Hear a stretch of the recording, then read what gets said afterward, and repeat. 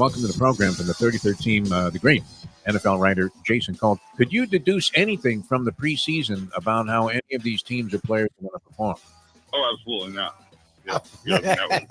Yeah, I mean, it just seemed like there was no effort whatsoever to even disguise the fact that these weren't even as intense as some of the practices as the players and the coaches often allude to.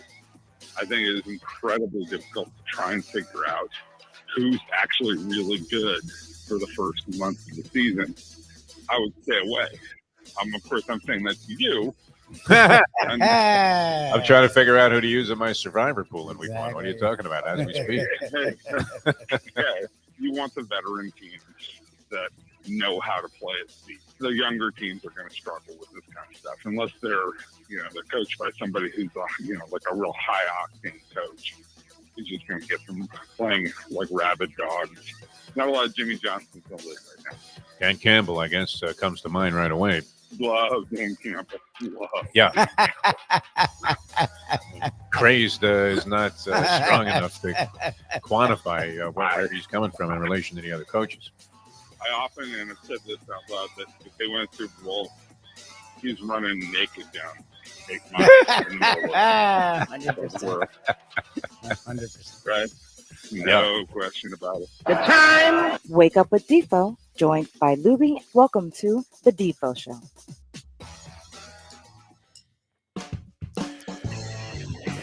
Many people are experiencing some form of asphyxiation as they drive in the neighborhood of Hard Rock Stadium. Apparently, there's a stench still hovering over the stadium from last night's game. It was pure and unadulterated ugliness. I don't know, Lubie, and welcome to the show, everybody. Degenerate Friday edition of the program. Going to be, I think, a very fast-paced edition as the Greek is scheduled to join us. We'll have the professor with some college plays and also the big board, and a possibility of connecting with the great trend handicapper, probably the trendiest of trend handicappers of all time, the great Mark Lawrence of playbooksports.com. So that's all on the agenda on the program today.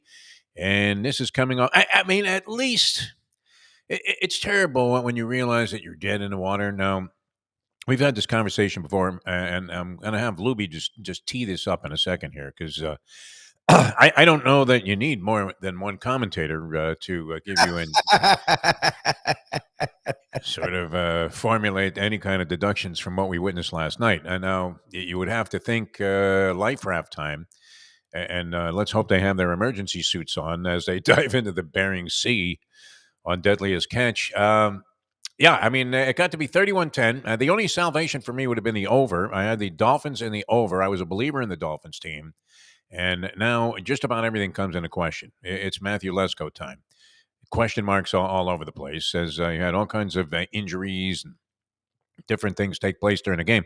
But at 31-10, there's at least some salvation for me, Lubie, because the over-under is 49. The Dolphins are about to march it in for a touchdown, and they have a 1st and goal on a 6-yard line, but lying on the field concussed again, unfortunately, and sadly so, one Tua Tagovailoa. Yep. We know the one thing that we did see in the preseason is that the Dolphins' backup quarterback situation was beyond desperate. It's horrendous. Yeah. I mean, and so they bring in Skylar Thompson, and then a lot of things came into question. So we had no chance then to accomplish the over because the Dolphins weren't going to score again, and the Bills had no incentive to do anything except to eat up as much clock as possible, run if they had to, pass, stay in the middle of the field, and just let that thing run down. And, of course, 31-10, third quarter, 3 minutes to go, 41 points on the board. Do I sound like a guy that lost on both ends of the today? Yeah. I presume you didn't put actual money on it, thank goodness. But, yeah. I had no capital on that. And then, the question that we often ask is, are you obligated? And this was a sign. Are you obligated to give out a tip horse that comes in an unusual fashion or involves a horse that you would think, okay, why is this guy telling me about this horse at Churchill Downs in the 5th race, where it comes from a local jockey through a friend of mine. And then you see that it was universal because the horse was 10-1 in the morning line, gets bet down to 3-1 at post time. And wow, Lubie, you couldn't have been any more dead last than this horse was. I think 12 went to the post. This was the number 14 ball in the race. And while contending very briefly did the Arazi shuffle to the back of the pack, and I looked back on the race and I couldn't even find his horse, and that's because he crossed the wire just before the horses crossed the wire for the 6th race, which was bad. So that was an omen. All right, Lubie, I'm going to give it to you here because we're going to talk to many people. The Greek's going to join us in just a couple of minutes, but the floor is yours. I mean, what did you see, Lubie? Good. What did I see? It's all you. God. To me, it starts at the top. It's funny. It's weird. I guess. Look, we're the same. I guess I'm the same way the other way. But like, people have these hard-ons for fucking opinions, and they like lie in wake, and then they like stand up when they think they're right. These people saying Brian Flores is right are fucking morons. Brian Flores is a fucking idiot. Brian Flores is not right. Tua Tagovailoa is a good quarterback who's immobile as fuck, but he's a good quarterback. Brian Flores almost ruined the fucking kid because he's a fucking idiot. So people are saying, well, Brian Flores was right because the kid got hit and got it. Like, what are you talking about? Joe Burrow, how many times has Joe Burrow had 2 to 3 interceptions in a half? Tom Brady, Peyton Manning, Patrick Mahomes. Patrick Mahomes did it like 3 times in a season. Like, I don't want to hear this crap because first of all, the 2 interceptions weren't his fault at all. Like, they were actually really good throws, but because we don't have fucking preseason, he has no timing with anyone. Even the first one bounced off his receiver.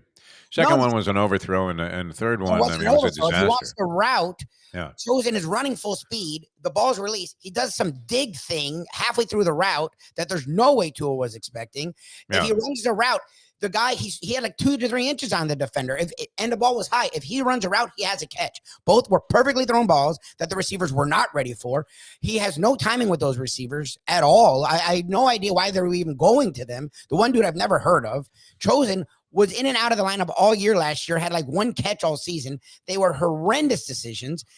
The third one was he's immobile, and instead of chunking it into the ground like Brady or Manning, or I'm trying to think of other immobile quarterbacks, like the minute they see a rush, you throw it into the ground. That's what you do. Tua, for some reason, still hasn't fucking learned that in year 5. That was totally his fault. But the Brian Flores people, someone was like, oh, I was right. Tua sucks. He's just like Daniel Jones. I'm like, what? I'm like, the dude led the league in passing last year. Like, what do you people like? It's such a weird thing that when people want to be right so bad. Like, I have been on the Tua train, and I openly admit he has his issues. These people who are doing a touchdown dance because the kid is fragile. I look, that's not Daniel Jones. Daniel Jones sucks. Tua's a good quarterback who's immobile and fragile as utter fuck, and has no idea how to slide, has no idea how to get down. That whole play was utterly fucking weird. I think he was victimized by his own determination there. Yeah, but that's the thing. But when you see the replay, there's the far angle. You can see he has a first down by 2 yards. Like most starting quarterbacks realize where the first down is, get the first down and get down. Trevor Lawrence did like 3 times last week. Like, I don't know what he was doing there. Like, he had the first down, get down. The funny thing is, as disastrous as that game was, the Bills' offense wasn't doing anything except for the stupid-ass turnovers. So if you literally score there with 3 minutes left, you're in with a slight shot. Yeah. And their offense could look. In that drive, they moved the ball fast. Like, that's the funny thing about as his 3 interceptions. They were going to be within 2 scores against an offense that only scored when you gave him the ball at the goddamn 50. Like, I don't know what he was doing there. Like, he's been in the league long enough to know. It struck me that with the mounting frustration they were experiencing, and you're down 3 touchdowns. It is the third quarter. There is time to get back into it, but everything's going to have to start to come together. And it was essential there. You were talking about a 4th down run, so he had to make the first down. And I think he just barreled ahead under the idea that I'm going to run through a brick wall for Mike McDaniel or whatever and my team.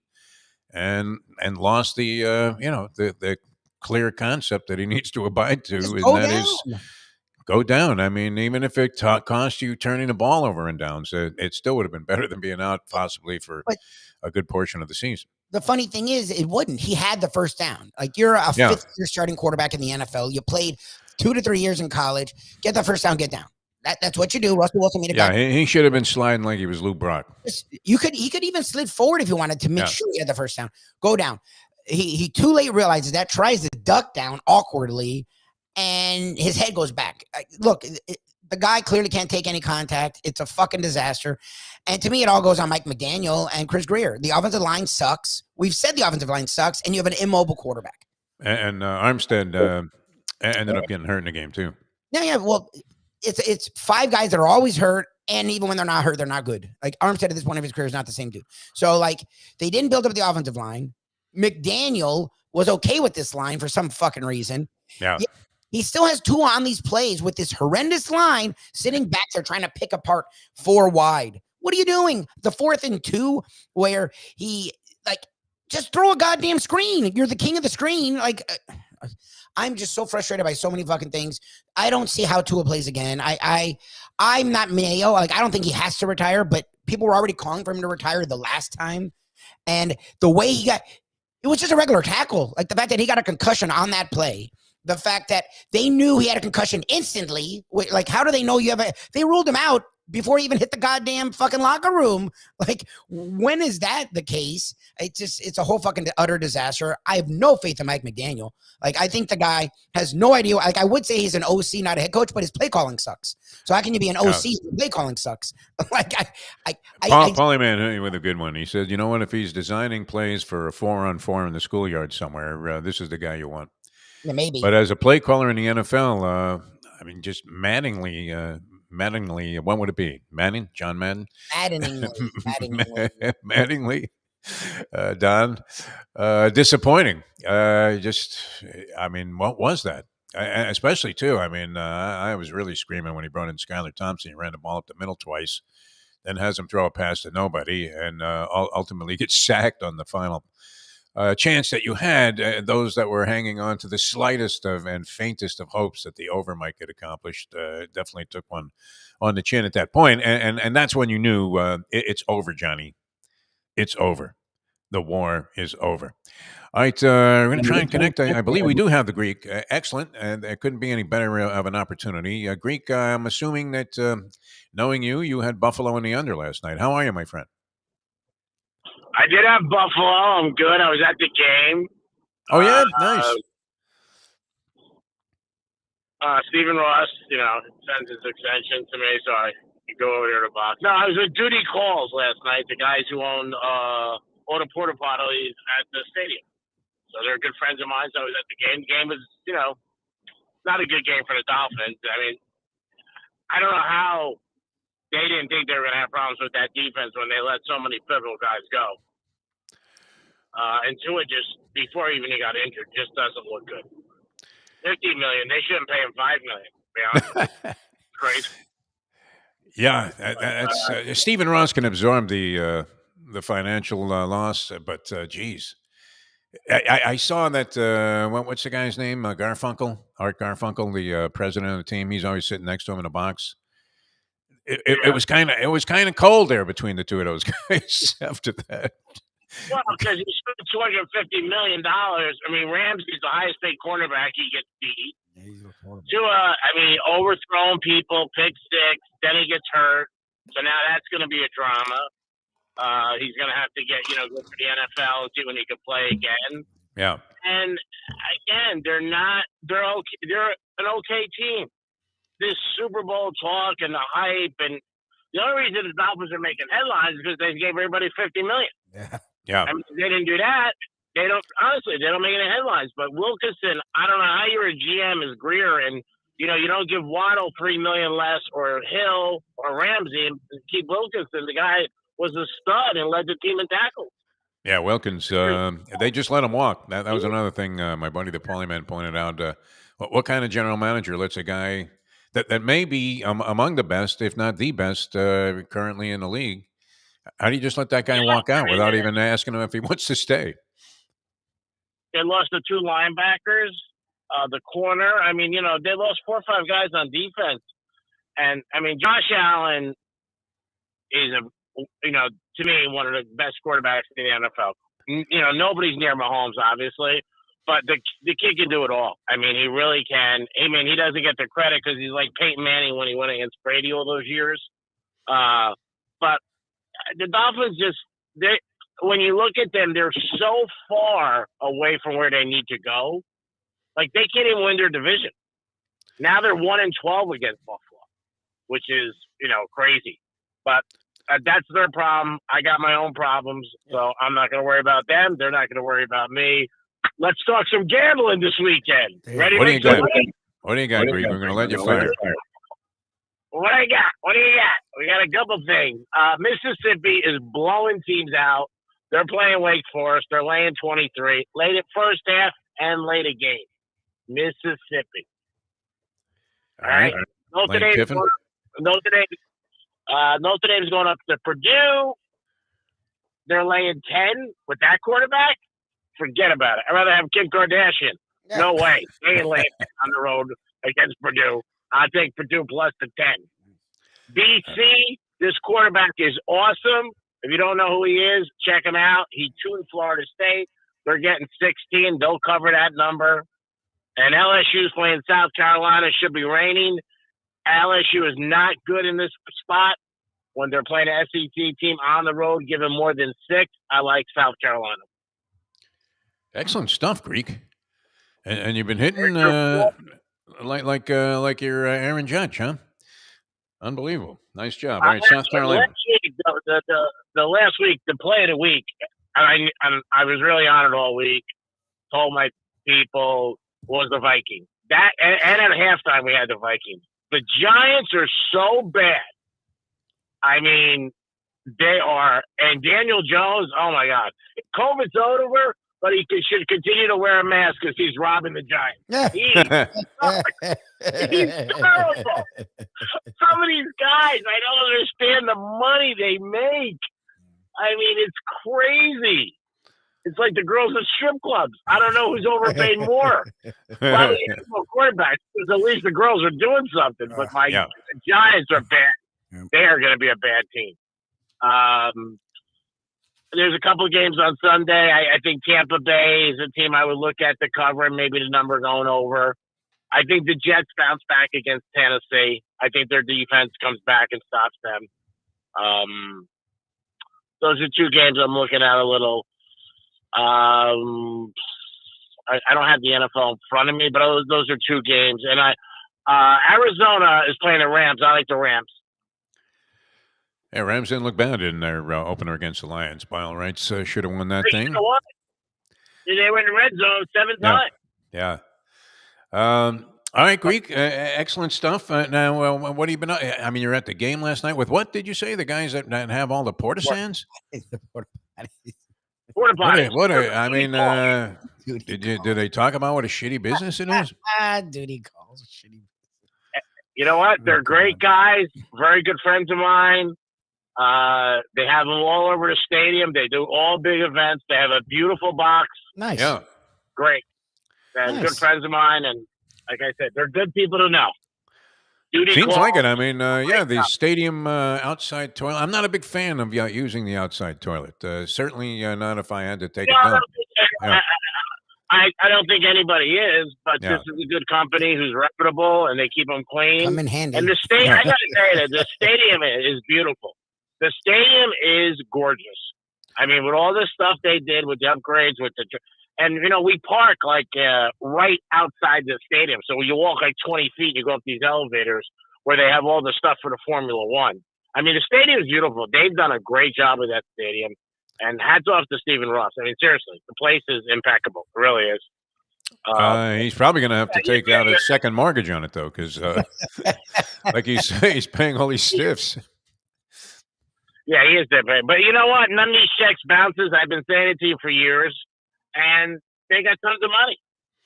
Yeah. I mean, Roger Goodell, all he does is like, last week he's talking about, we're going to streaming because of our fans.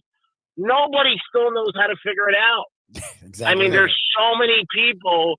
Am I wrong in saying that? No, you're 100% right. Yeah. Peacock shit throws me off every time. I mean, Amazon, Hulu, Peacock, your sister's ass. Who knows how to download? You can't just go home and watch a friggin' game? I mean, aren't you making enough? Roger Goodell's making, what, $65 million a year? Oh, God. To make these decisions, yes. I mean, they're coming up to him with wheelbarrows full of cash, Greek. I mean, that's the easiest job in all the sports by far. I agree with you 100%. You know what? His job is to make money, and these guys come up like Amazon, give them $1 billion. Like, Yeah. who's going to turn it down? But to say, oh, we're doing it for our fans, you're not doing it for your fans. You're doing it for your pockets. Just be honest. Like, Well, we know this, yes. Jerry Jones is probably the smartest and best owner in the NFL that doesn't get any credit because he hasn't won a Super Bowl. But all the things he did with the sharing with Nike and Pepsi, his team's worth $10 billion. I mean, he is a great owner. They just don't win in the playoffs. But he's a great owner. I mean, the NFL, people cannot get enough of it. And every year, even last week, they break viewing records, up 14% from last year. I mean, it's crazy. I mean, it's pretty soon they'll be breaking the record for MASH. 100 million. I mean, it's crazy. Like, people can't get enough. And with sports betting, and again, our country had their head up their ass, didn't know anything about sports betting. We knew, obviously, because of our backgrounds. But the amount of people that are betting on games, and I got to tell you, I get more calls from girls in the last year and a half since Hard Rock's legal and sending me, like, what do you think of this parlay? What about this? People can't get enough betting. No, I mean, it's and insane. once the NFL endorsed it, yeah, I mean, and people still think, yeah, Jersey and New York are doing almost like $800-900 a month handling. Jesus. Are you kidding me? Like, really? So, I mean, the NFL is just, like I said, it's just a wheelbarrow. You'll see guys, nobody thought you see guys making 30-40 million. Now, Prescott's getting 60 million, and he hasn't been to an NFL championship game. Oh my God. I mean, it's crazy. It's right there. The NBA has obviously far less people on the roster, so the division of money when they're going with like a 60-40 players ownership split is going to be insanely large. The sums of money they're going to have to dole out. But in the NFL, to see this happening, pretty incredible. Greek, we love you, man. Good luck with the plays. I like the authority with which you delivered your college plays, especially. That was strong. I'm strong. We're ready, baby. Game day, baby. Get up. We got to pay the rent. Let's go. All right, kid. Thanks. The Greek, ladies and gentlemen. Money Machine, the NFL, I think. Oh, yeah. Yeah, that's a pretty fair premise to embrace.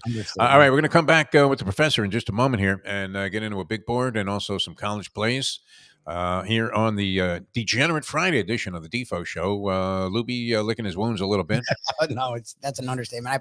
I'm actually defeated. I have no faith in McDaniel at all. I don't see how he survives this job. I don't know if he makes the season. He looked like a shot fighter last night. He did. It's just bad.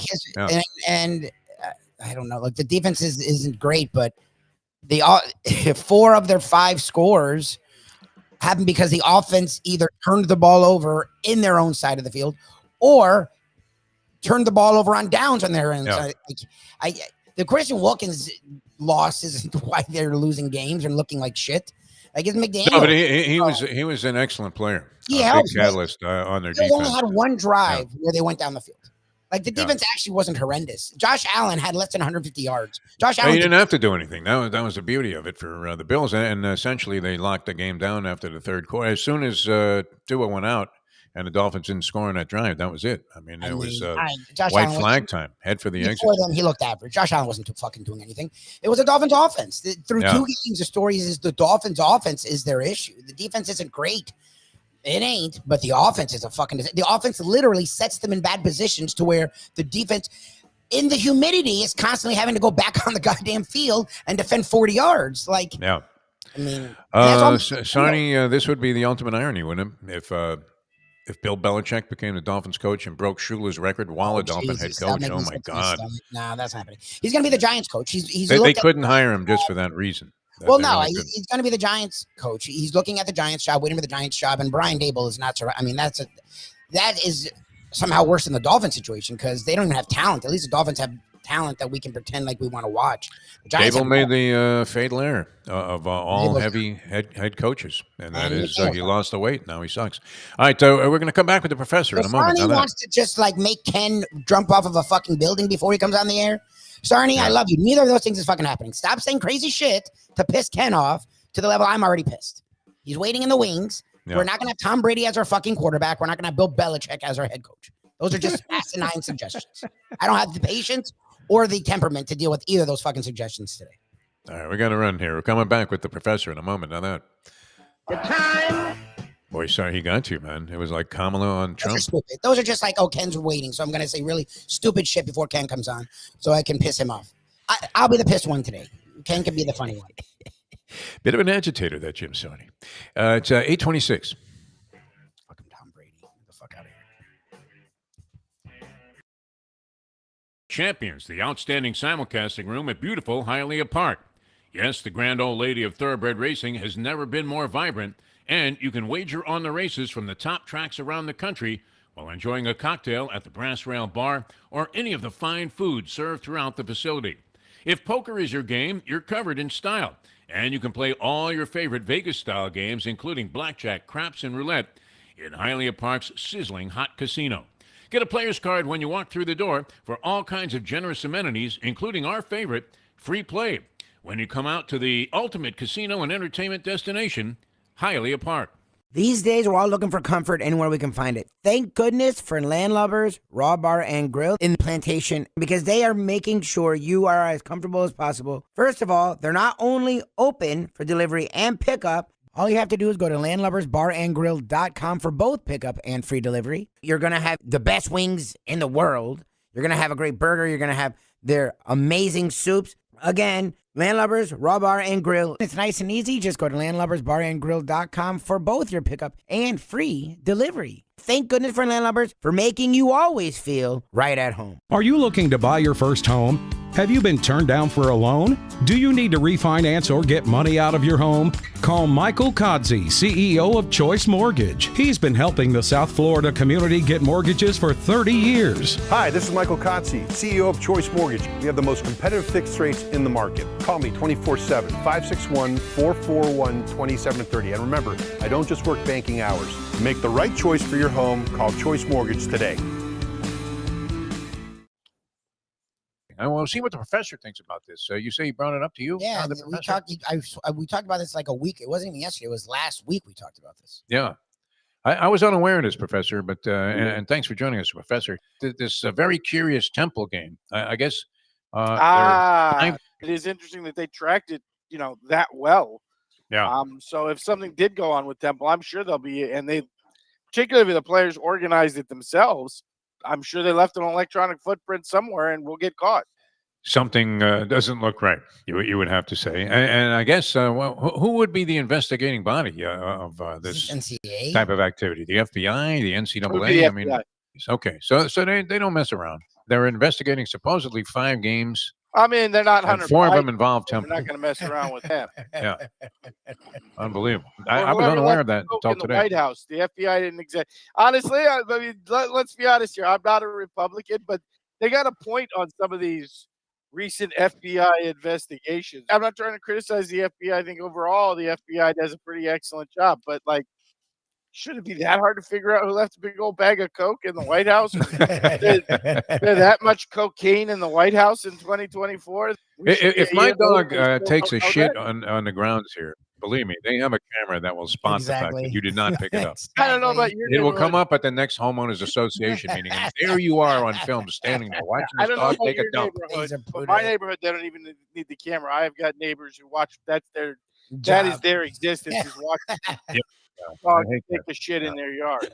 So, I'm just warning you, if RoboCop ever becomes real, the first RoboCop will be dedicated to dog shit in Lighthouse Point. Yes, yes. Like, Oh, you'll in literally Lighthouse go out Point, and forget some about it. robot man. will pop up with, Your cat dog litter can't on even the car. fart in Lighthouse Point without somebody getting upset. Cease and desist, K9. The best way to kick off your day is with Defo and Lubie. We now return to the Defo. All right, welcome back to the show. We have the professor with us, and we want to accomplish many things here. Mike Lubitz, of course, has stated his position on last night's Dolphin game, angry with all of these social media posts about Brian Flores, which, Professor, I mean, I know that the Donald is hanging out with this conspiracy theorist who doesn't believe that, 9/11 took place or whatever, or it was an inside job. Laura Loomer. Yeah, but looming Yeah, she's a very real piece of work. looming very large right now is the fact that had what appeared to be or sounded like Right? just an absurd Can we get a conspiracy little theory. like Lubie's getting angry? Can Yeah. we get angry that Stephen Ross and the Dolphins let Ryan fucking Fitzpatrick into the building to spread his Lucky Charms magic? Oh my And God, you're right. The first fucking time they do it, Tua goes down with a concussion. It's probably a career ender. I mean, like, how do you let that piece of shit into the fucking building? Good for you, Ken. I didn't even think about that. The fucking cops arrest Tyreek Hill, but you let Ryan Fitzpatrick run around the city. Do your fucking job, Miami-Dade police. The minute that fucking Lucky Charms motherfucker showed up in the city, he should have been thrown in fucking prison. Like, how do you let that piece of garbage into your fucking building, Ross? Like, I didn't can't turn out believe well. this franchise. I mean, the man spent 2 years along with Flores trying to kill Tua. And the first time he shows up, what happens? Fortunately, he can absorb the loss of the 250 in Christ. terms of million. Like, I can't believe you let that scumbag into the building. Like, Yeah, unbelievable. bad omen, no doubt about it. Bad sign. Yeah, I mean, in hindsight, I was optimistic. I got sucked in. I thought, and I ignored the obvious, which was that the offensive line looked like it was on like a Jerry Lewis telethon before the season started. And yeah, we're happy to benefit from the contributions. I don't mean to make light of people with serious impairments, but yeah, I mean it was a bunch of old guys, the geezers at Caesars, and I ignored that. I went right past that. That's true, but it was 90-year-old Von Miller who was chasing around to. That's true. Yeah. So it can't just be like age and injury because you can't get more old and injured than Von Miller at this point in his career. He's a great player. But so is Teron Armstead 10 years ago. Oh, yeah. Unbelievable. That was ugly. All right. I had a shot maybe to bail out on my bad. I think if you are a decent human being as opposed to, I don't know, some piece of shit that wants to do Patriots jokes today. Thanks for that. I saw that when I joined the show. Media trying to goad you into talking about like eating cats and dogs. If you're a decent human being, like you gotta like. Have we just talked about this already? Are we saying that's it for Tua? Just write the check. We haven't said anything like that. I just don't. Yeah, I don't know. I mean, in all honesty, it didn't look like it was Bone Crusher Smith landing a right hand there. Well, I think that's the concern, right? Is that like?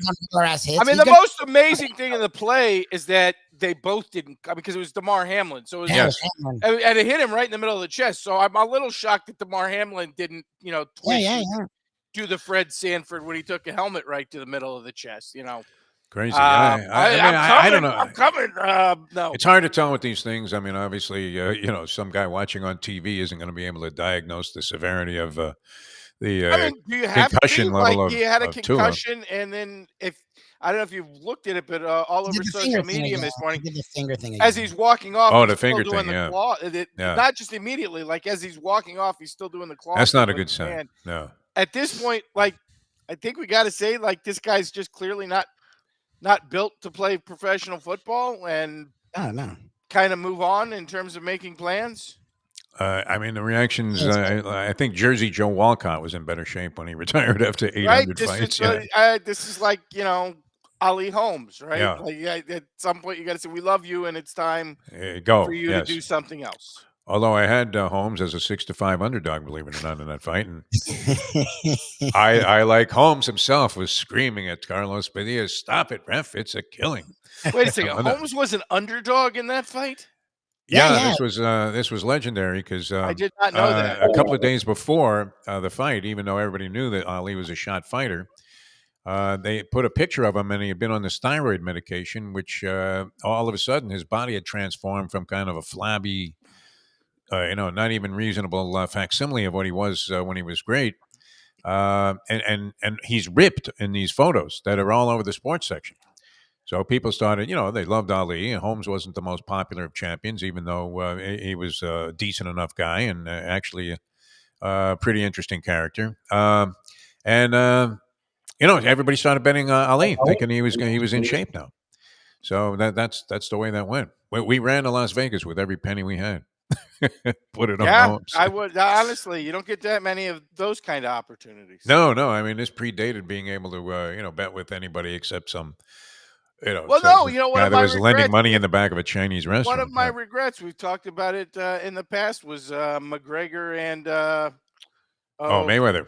no, yeah, McGregor and Mayweather, and Yeah. but that was like 8-1. So you want to be laying on the wrong side of minus 800 or whatever No, that no, was. But that's for sure. we all said to ourselves, well, okay, if you were ever going to pull all your money out of the stock market, remortgage the house, do everything, this is the moment to do it. Sure, because the guy has zero chance, no matter what happens. Exactly. Can't win. Getting that as as an underdog, that's nuts, man. That's insane. Yeah, it was crazy. Right at the wire, all of a sudden the thing reversed. If anything, Ali should have been a 20-1 underdog, right, in the fight. I mean, there was no chance he was going to win this thing. And yes, Defo. I mean, last night, but they are eating the dogs. They're eating the cats. Yes, in Springfield, no less. No doubt, yeah. I mean, look, verified by the hundreds of people that have come forward and saying, "Hey, it happened to me." Here's Fido. I feel picture. very torn on this, Defo, and you will understand why because you were there. As a guy who worked with Defo at a radio station for a long time, for years and years, that was literally right next door to Radio Haiti. Yes. I can say I never saw any Haitians eat any dogs or cats. I never saw them kidnap any dogs or cats for food or voodoo or any other reasons. But if you have ever, for a long time, shared a microwave in an office setting with Haitians and someone told you they were cooking cats in that microwave, you'd believe it. Because the smell of that goddamn microwave, they could have been cooking cats, dogs. But that was true of any radio station, I believe. Really, anything. They could have been pulling crap out of the garbage and just putting it wet into the microwave. And from the smell, you would believe that's what they were cooking. So I can see, to some degree, how this conspiracy theory, rumor, whatever, took off. Because if they ever do a cooking Haitian food show, you don't want to be anywhere near that studio because the smell of goddamn Haitians cooking in a microwave smells so bad. Yeah. I believe that to be true of all radio stations. And look, when we were at 940, it was no bargain. They had a couple of other stations that were using the same microwave, all English language stations. And run pretty much with red-blooded Americans. Cook disgusting things in a microwave, and you could be microwaving a knish, and the program director would be standing there with something she was going to heat up, and like, what the fuck is this? And you're like, it has no smell. It's just the way this fucking place smells. I mean, all right, we got to get to some stuff here. Let's get into the college football selections, and then we have a big board. And Professor, what are you thinking this week? I think schedule-wise, this is an absolute disaster of a week. Okay. Not a lot of games people are going to want to watch. And honestly, not a great numbers. We talked about it on the other show last week. It's sort of a one-unit week. Yeah. Everything. Tread with caution. There's some playable stuff, but like I said, tread lightly. I wouldn't be taking out any mortgages for anything this week, but we got a few. Starting tonight, which is Arizona, number 20 at Kansas State, which weirdly the game of the week might be at 8 o'clock on a Friday night for some reason this week. Two interesting teams here. Arizona coming off a win over New Mexico, which turned out weirdly into a shootout somehow. But that was 2 weeks ago, so Arizona's coming off a bye. Kansas State struggled with Tulane. Probably should have gone to overtime. Tulane missed tying the game at the end on what looked to be a bad offensive pass interference call. So Kansas State just got through. So all of a sudden, you got Kansas State going home, or we're at home. are remaining at home, and laying 7 to a Arizona State team that can really throw Arizona's team rather, that can really throw the football after getting their pass defense sort of exposed last week. So I don't know how you don't take the points here. McMillan, whose name I'm not even going to try to pronounce, Teta Ira, like some Polynesian name. I have no idea how you pronounce it.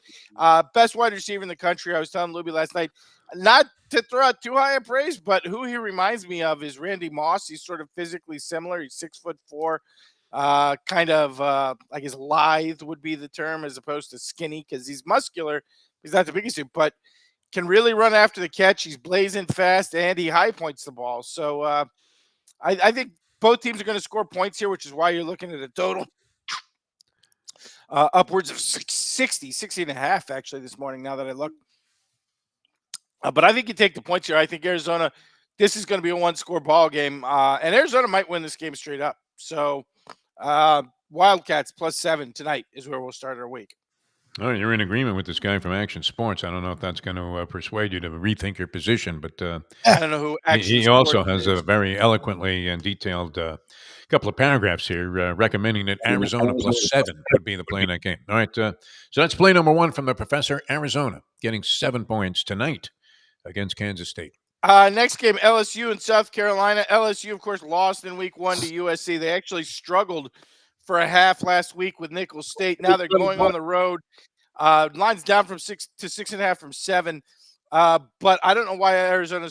LSU, I don't know why they're laying points in this spot. South Carolina came off a week 1 victory, which was not impressive at all, just barely beating Old Dominion, although Old Dominion's been a bowl team for a couple of years in a row now, so it's not as bad a win. And then absolutely went and crushed Kentucky on the road last week. So South Carolina coming in hot. I think South Carolina is an underrated team coming into the season here. Look, in the SEC East, they're not going to contend because Georgia and Tennessee are both sitting there. But it wouldn't surprise me if they finish 3rd in the SEC East and finishes like an 8 or 9 win ball club. LSU really has shown some flaws in the first couple of weeks, especially running the football. The quarterback's impressive. Really nothing else about LSU. And thanks to Brian Kelly, we lost week 1 because we didn't know he was going to put on one of the worst coaching displays I can remember seeing. Look for that to repeat, and so take South Carolina in the point 6.5 at home.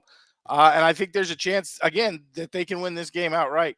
So if you get a touchdown with a team that's going to have a fighting chance to win the game, might as well go with that. In honor of the Republican Party, you are picking dogs so far. So two dogs. He's going to eat. From the professor. Any other games that you would care to recommend to our yeah, and I will go with one favorite, and I hate doing it because, of course, my father went to Wake Forest, and I'm a longtime Wake Forest fan.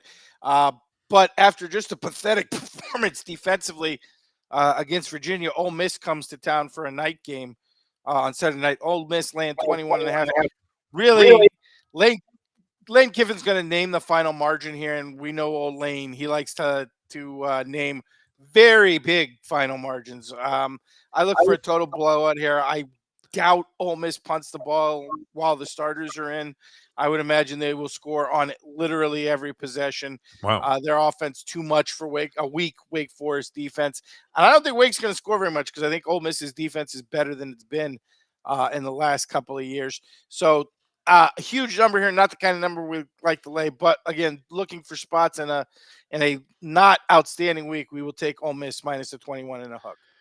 All right, you're in agreement with the Greek who gave out Ole Miss earlier as one of his plays on the college slate. And then the last one, the nightcap, actually, and I think it's on television. Let me check. Oh, yeah, ESPN nightcap at 10:30.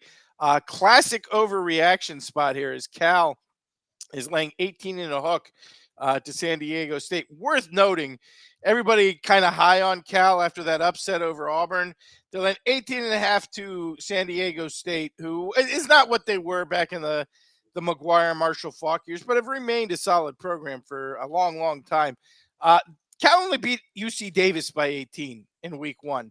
So I don't know what the logic here that people think that Cal is now a powerhouse because they went to Auburn and got the win straight up as anywhere from a 12 to 14 point dog.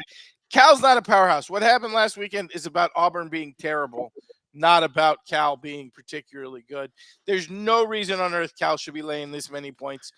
Take San Diego State's not going to win this game, but I wouldn't be surprised if it was like a 7 to 10 point game. 18 is a batshit insane number here. I would take San Diego State plus the 18 and a hook in the Saturday night cap. All right. So you have Arizona +7, South Carolina +7. Ole Miss laying 21 and a hook, and San Diego State getting 18. Well, to be fair, South Carolina, I'm showing South Carolina at 6.5. I'd still take them, but what I'm showing, they're not getting 7; they're getting 6.5 right now. All right, that's a big differential. All right, Professor. Are we ready for it? Yeah, people. I mean, live and die. It's a we dagger. could do this, but this one requires some explanation, Defo. Requires some setup because this is a personal experience for me, and I was gonna switch it honestly this morning to the big board of why we should drop an atom bomb on the city of Buffalo, but I didn't have time to do the pictures. Mostly because people from Buffalo already look like mutants who have lived through a nuclear wasteland. Yes. So,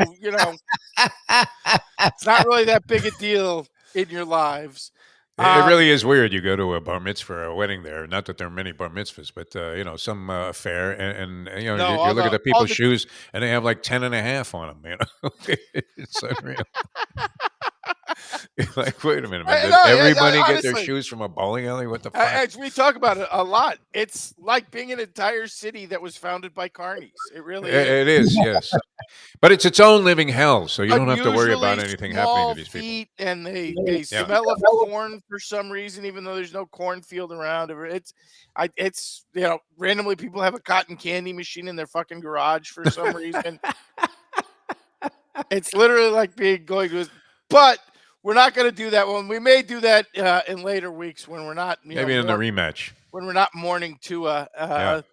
But it felt inappropriate. So going with the story from last week, which is I actually spent my Saturday morning last week attending a youth soccer league here in Lighthouse Point as a spectator, not as a coach or anything like that, because you know me, I don't want anything to do with coaching soccer. I mean, I find that more. I find that they've got our kids playing soccer vastly more offensive than I do find that they're eating the cats and the dogs. Like I think you could, if I had a choice between kicking out the soccer immigrants or kicking out the cat eating immigrants, I will kick out the soccer immigrants in a heartbeat. There, I'm with you 1,000%. That includes Messi. Like you can fuck off back to Argentina. I don't give it.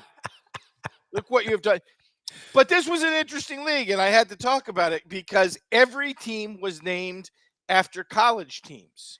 And there were some minor mistakes. Like there was a team called the Golden Gophers who were clearly wearing Texas A&M colors. It was the wrong color, maroon. So as someone who named their team the Golden Gophers, who's clearly never seen Minnesota play. Right. And I let that go. And there's a Bruins, and they were wearing the powder blues, but they were wearing them with black shorts. And I was like, well, when UCLA wears black, they wear the All Blacks. They don't wear the blue and the blacks ever mixed. So again, this is done by coaches who may not necessarily, but one of them stood out. And for some reason, I was the only person one of them stood out to. And that is the inspiration of this week's big board, which, Lube, if you want to pull it up, is a big board of inappropriate names for kids' leagues. These are names you should never name your kids' leagues here, your kids' teams, particularly if you're going with a college thing after these teams, because they're just people out there are going to be scratching their head and they're people going to be like, that's not good for kids. And we'll start with number 5. This one is because not only every child in the kids' league, but people like myself who giggle inappropriately like a third grader at such things will do so constantly. And that takes us to number 5. The number 5 name you should never give your kids' team, the Gamecocks. Yeah, I was going to say. Yeah. Forget all the juvenile jokes that you're going at. If you're like me, when they used to do the game hats, like every kid in high school, like every dude I knew in high school had a hat that said Cox on it. Cox. But number 2, you really don't want to explain to your 8-year-old what a Gamecock is and about rooster fighting, right? Like, that's not a a sport we need to continue to perpetuate. So we really don't need to name this. And that reminds me of the first time Lubie and I went to a Marlins game where we parked in the parking lot across the street, one of the no blocky lots at the. And there was a cockfight going on.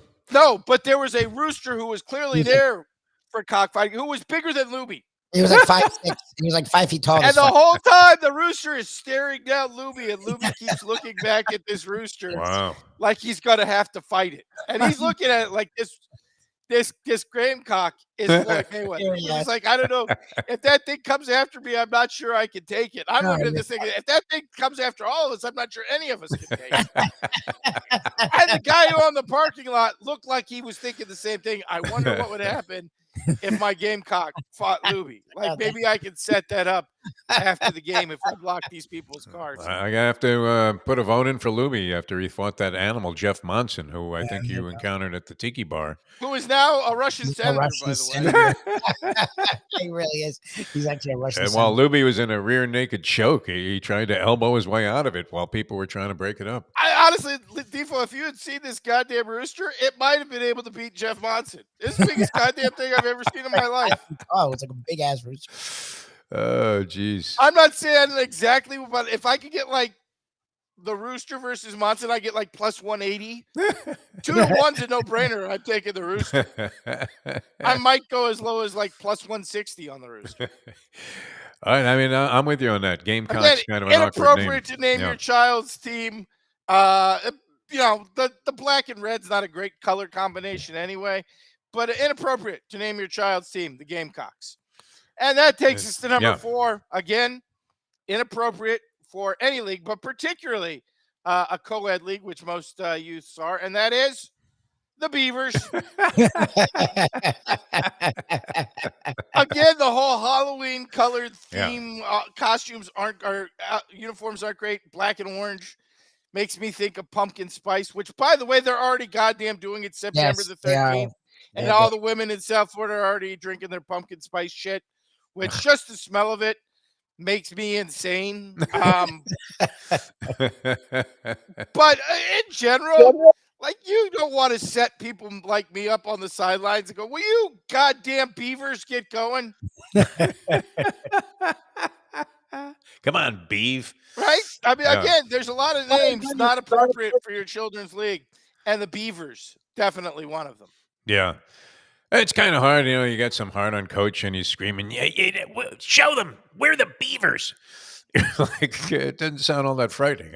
Show me show them Beavers isn't necessarily a great thing to be shouting at little kids.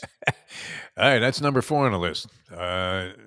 Number names 3, that you don't want to and use this gets us into a whole different history of problematic team names throughout college sports, and that, of course, is the issue of Indian tribe theme named.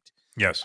Which number of schools, Florida State has approval of it. The Illinois Illini still have approval. A couple of their schools throughout the country do, but a lot of them have changed. Marquette, and notably St. John's, who was the Redmen, and that leads to number 3, which is, if you have young women on your team and you're calling the team the Red Storm, that does not say anything good about that team name. Oh, my God.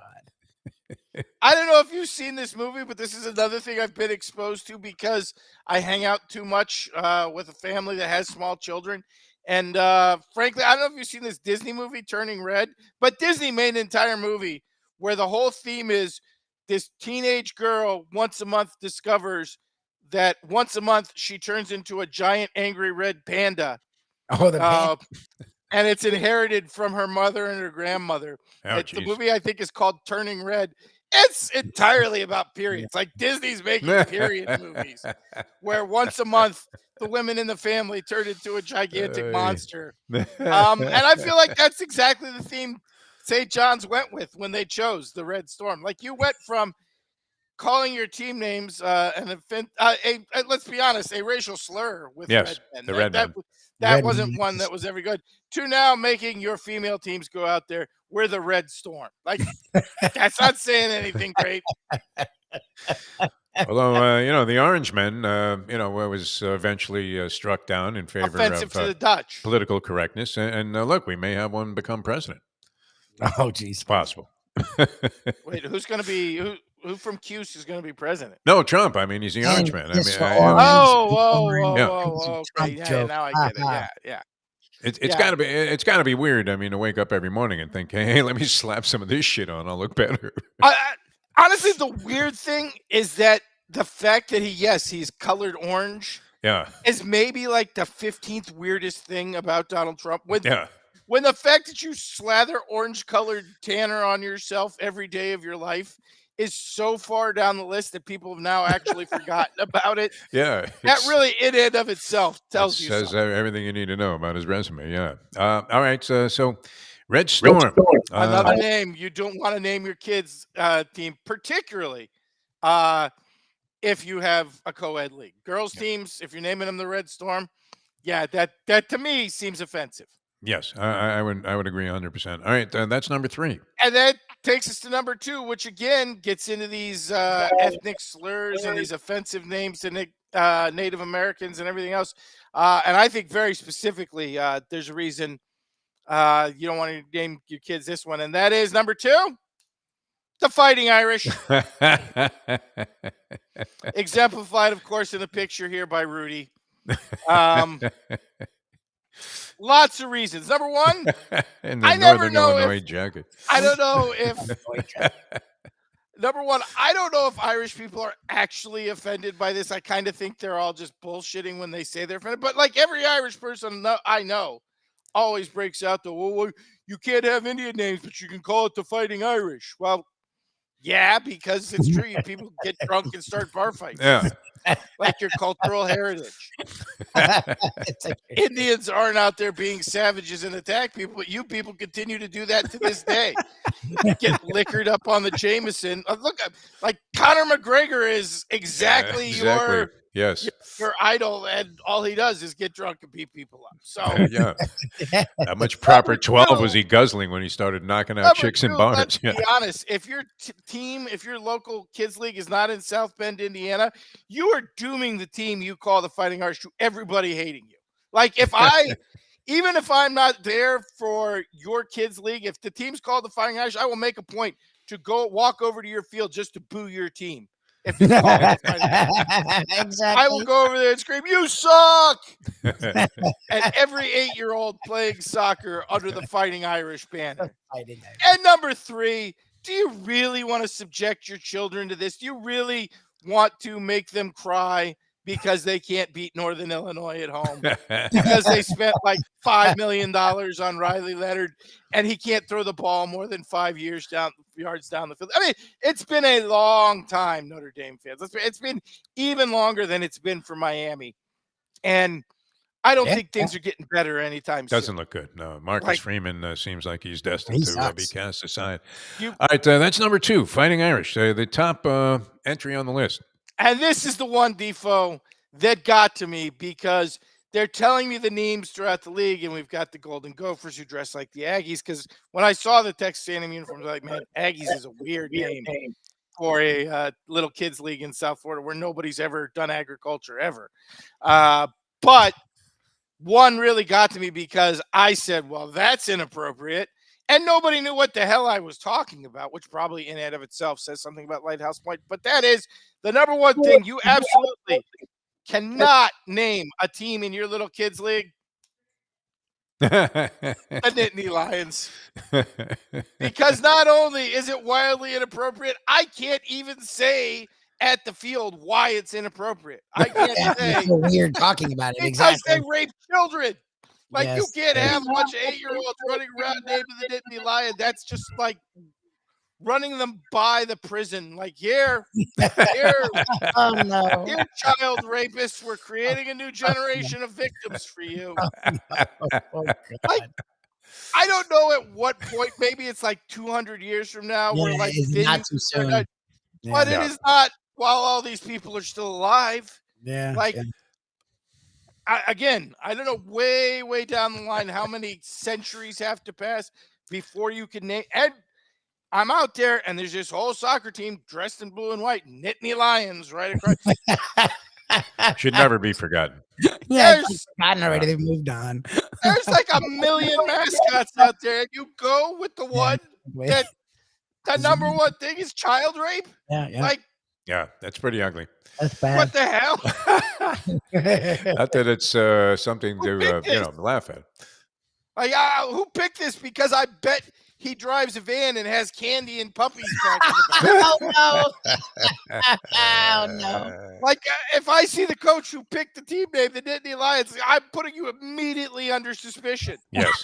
The I feel Department like of Justice should be giving the unleashed. game away. Yes. God. Holy Sandusky, my Oh, that's God. classic. Papa Yeah, Joe that's didn't know anything about it, though. Nothing. Sure he didn't. Yeah. All right, excellent. Wow, that was fantastic. The professor going to a soccer game. Were you encouraged by Sarnia to go? That's the kind of event he would attend in Lighthouse Point.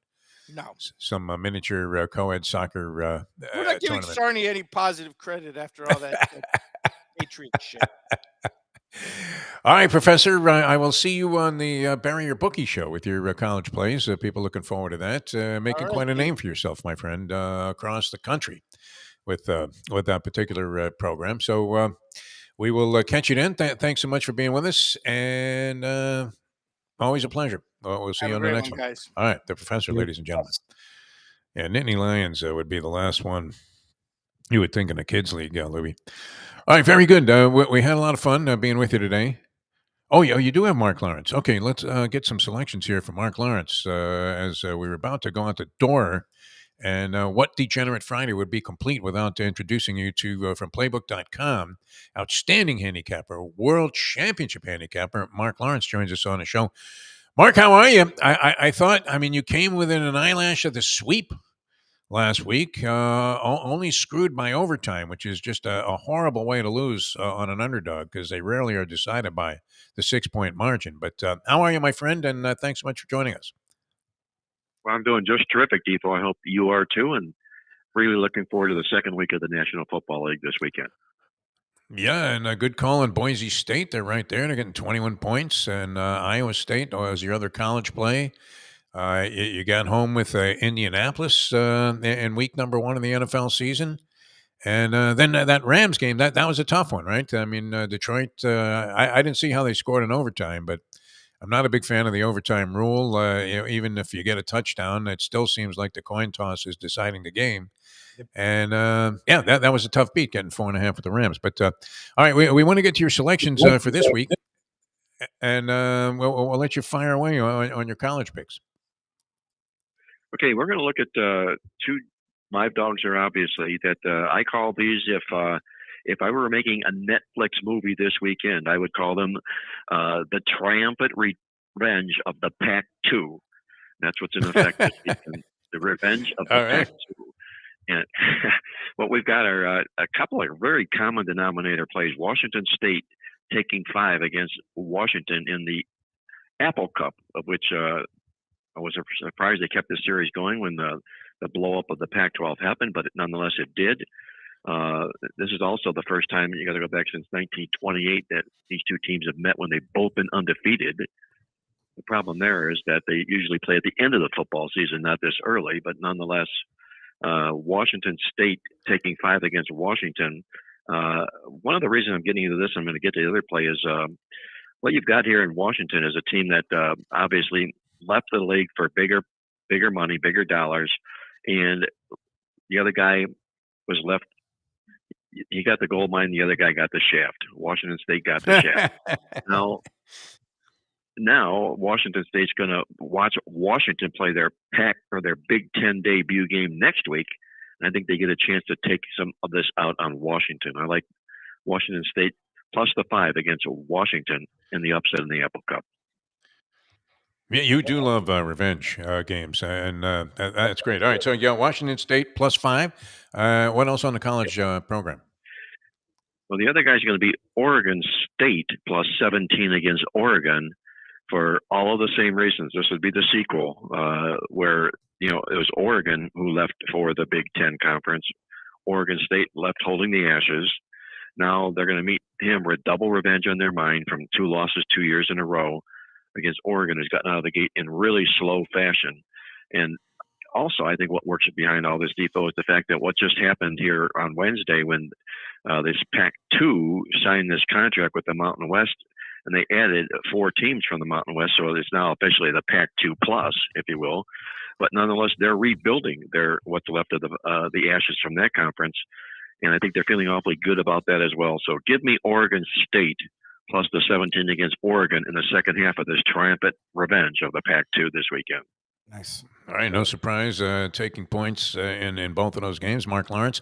Moving on to the pros, where are you starting out in the NFL? Let's keep the theme the same here. We'll call this the Revenge of the North in the National Football League this weekend. And what we've got here are 2 teams from the AFC North that are underdogs who lost straight up as favorites last week. And I can look for them to reverse the tables this week. The first would be the Cleveland Browns taking 3 against Jacksonville. And what you've got here is while everybody is really poo-pooing Deshaun Watson for all the right reasons, the fact of the matter is this is the division that he grew up in with the Houston Texans. He knows this division real well. That he's taking on here in the AFC South. He's gone 14-7 outright in his career against them, and 5-0 to the spread whenever he's played them when coming off of a loss. What you've also got here is in Jacksonville, a team that is really horrible as a favorite. I mean, just flat out bottom line, they're horrible as a favorite. In fact, the last 9 times they've been favored against winless teams. They're 1-8 against the spread. I think Cleveland's the better team. They're the dog, and I'll take them plus the points. All right, going with the Cleveland Browns to go ahead and go into Jacksonville and get a win. And your other NFL play. The other half of the Revenge of the North would be the Cincinnati Bengals taking 6 against Kansas City. Bengals opened up as a favorite last week and got dumped. The shocker of the week when New England pulled the rug out of Cincinnati. Yeah, it was great. You guys still explain to me how a team can win a football game like New England did. My goodness, they had no offensive play that went over 20 yards. They had no touchdowns and just 120 yards. My God! But nonetheless, they busted everybody out of the survivor pool. So that was the good part. Exactly right. In fact, I was playing a survivor pool, a really very, very big survivor pool with my partner, and I said, "You have to avoid these big chalk." Yes. Yep. The survivor pools, because when one goes down, the pool goes down. Yep. So sure. If you did that wisely, you're alive, and a lot of the other people are watching you move forward. So that's what happened with that game last week. But nonetheless, this was Cincinnati here taking 6 points this week. Joe Burrow in the best role in his career. He's in this weekend, and that's simply put that whenever he takes on a team that comes off of a win and a cover the previous game, he's done it 16 times in an NFL career. He's gone 14-2 straight up and against the spread against those happy teams, those happy favorites that he's taking on this week. So that's Cincinnati plus the 6. And Kansas City also just comes off that physical game with Baltimore. They're 1-7 to the spread, by the way, when they were favored in games after Baltimore. I like Cincinnati plus the 6 here. Right? They cannot afford to start 0-2, Defo. You know, teams that start 0-2 in the National Football League, only 11% of them have gone on to make the playoffs. And I'm sure Joe Burrow, who sat out of the playoffs last year, does not want that to happen this year. I think Cincinnati pulls the upset here. Nice. All right, a little reversal of form there after a disastrous first week. Playbook.com, how can people sign up and get all of your info? Because as anybody can hear and deduce, just tremendous stuff when it comes to the statistical data surrounding sports and gambling. Well, our newsletter is out right now, the Playbook Weekly Football Newsletter. It's just jam-packed with all kinds of information, 18 pages. You can download it in time for the games this weekend at playbooksports.com. And when you do, you'll also receive as a free bonus from me my daily e-letter coffee club. It's in your inbox every morning at 6 a.m., and it's a review of all of what's going on the sports card every day, each day from now through the Super Bowl as a free bonus. You can check it all online at playbooksports.com. All right, Mark, always a pleasure, my friend. Thanks so much for joining us here on the show. Hey, Defo, my pleasure as always. Be well, Mikey. Have a great week. Take care, guys. Thanks, man. Appreciate it. All right, thanks a lot. Mark Lawrence, ladies and gentlemen. All right, we have to run. Good stuff there from Mark Lawrence, 4 underdogs that you can consider over the weekend. And Professor Brilliant as always. And we thank the Greek for joining us as well. For Michael Lubie Lubitz, we'll be out at the track later on today, opening day of Belmont and Aqueduct. So New York part of the scene again. As we'll be at Gulfstream Park, 10 Palms with the Mike Mayo Lunchbox Friday special And we'll see you then at 1 o'clock in the afternoon. Thanks for joining us. We'll see you next time as we leave you know that. The time. It's 9:10. Let's go to eat a damn snack. Look what they done to my soul.